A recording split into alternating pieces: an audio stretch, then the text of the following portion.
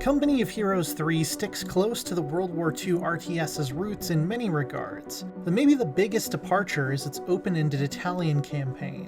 While Company of Heroes 2's Ardennes Assault expansion played with the idea of non-linear storytelling, this new campaign is taking things to another level in terms of branching story and player freedom.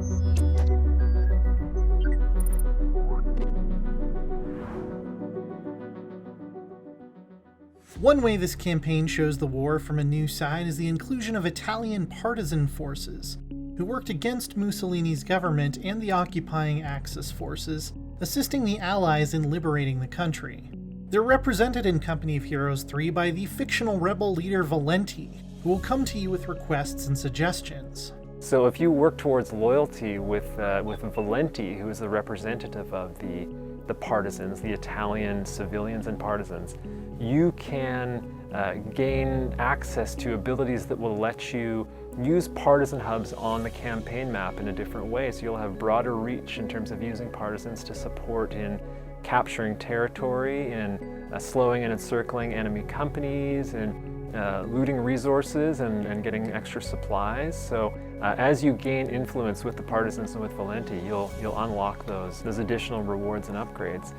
Partisans can weaken enemy strongholds before you even attack, and partisan units can also assist you in combat if you stay in their good graces, granting you Italian irregular troops who are good in a skirmishing and harassment role. But it won't always be easy to stay on their good side while trying to achieve your broader objectives. They're reminding you, take care of our land and our people. You know, that you're here to help. Don't hurt us. Don't destroy these culturally significant places. We did a lot of research, and what we came up with was trying to tell the best story while being as close to accurate as we could. An amazing story told in Italy is the Battle of Monte Cassino, and the battle is dramatic and sad. In the end, the abbey is destroyed. We give the players the opportunity to make very delicate choices in this map, and to the point where you might be able to save the abbey. Monte Cassino is an abbey in Latium, built in 529 AD. In real life, the Allies bombed the abbey, without knowing for sure whether the Axis forces were using it as a defensive position or were merely camped around it, which has remained controversial to this day. Valenti and her partisans will not appreciate it if you follow the historical path, which can lock you out of not only the bonuses she can provide, but also certain story beats later in the campaign. It's only one of the various important narrative decisions you'll be able to make.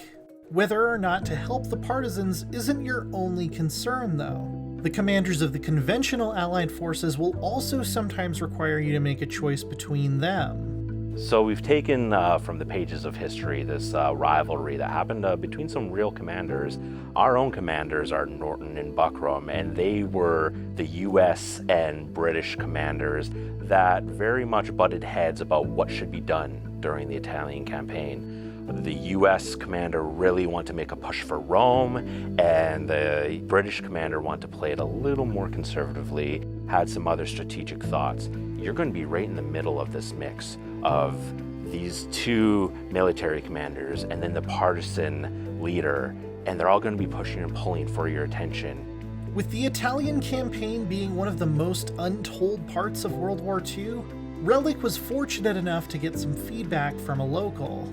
One of our most committed community members, Marco Fiore, he joined us recently as a developer, and he is so committed to ensuring that we represent Italy and Italians correctly. So, you know, he calls us out on language when we're using like curse words, and we're trying to include some Italian flavor. He'll say, that's not really how they would say it, that's not exactly right. And when we're doing interviews even, if we're referring to squads, he'll say, no, it's guastatori, you know, we're all saying gustatori or bersaglieri or whatever. And so he's great at correcting us. Company of Heroes 3 will be shipping with a second, more linear campaign as well, though. Set in North Africa and centered on the Deutsche Afrika Corps, under the storied Erwin Rommel, Relic is aware that it's a tricky thing to do an Axis point of view campaign. I think Rommel is a character that was very much glorified in popular media. He was the cool general of the German army. But, you know, we want to make sure that people understand that you're not going to role play anyone good when you're playing the Germans here. And Rommel's impact rampaged across North Africa with his army and the impact on the Berber people. This is an important story we want to tell because this is a story I didn't know. Rommel's image was somewhat rehabilitated after the war.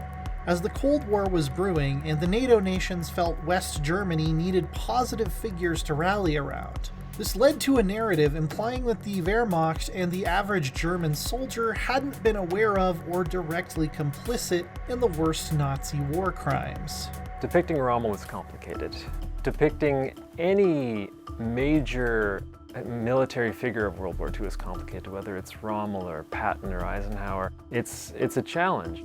So Rommel makes it particularly complex because of the perception that he was gentleman general, that he was part of the war without hate.